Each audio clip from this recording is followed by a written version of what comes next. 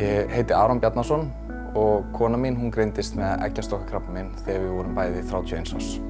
Að fá fréttirnar að hún var með krabbamein var bara vægast sagt mikið áfall.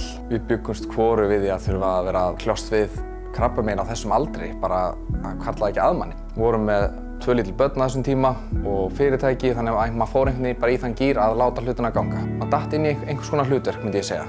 Við fórum síðan í frí til Frakklands nokkrum mánuðum eftir hún kláraði lyfjameðferðina og maður var í ákveðnu hæ bara að hún væri krabbameinslaus, búin með að lyfjameðferðina og ég hugsaði með sjálfum mér bara vá, þetta bara hafði engin áhrif á mig. Svo þegar við komum aftur heim og lífið fór að taka sinn svona vanagang að þá smám saman með mánuðunum, þá fór ég andlega bara svolítið niður á við. Þá fór maður að átta sig á hvað það var mikið áfall.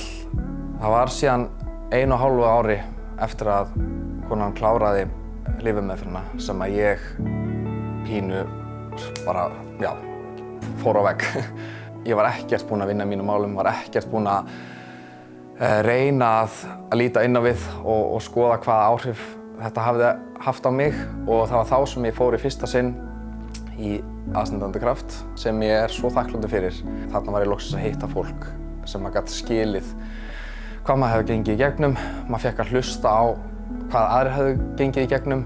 Maður upplifði sig ekki jafn einan í þessum aðstæðum og gat bara fengið vettvang til þess að tjá sig. Sem betur fer í dag er búið að birta mikið til hjá okkur en þetta er samt skuggi sem að maður hefur einhvern veginn alltaf bak við eyrað.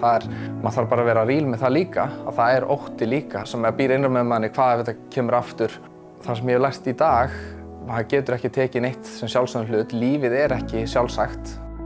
Lífið núna hefur allt aðra merkingu fyrir mér í dag. Þar sem að öll forgangsröðun og sýn á lífið hefur breyst eftir þetta. Maður hefur öðlast nýtt þakklæti sem að gerir þetta slagorð enn betra. Maður tengir betur við það en áður fyrr.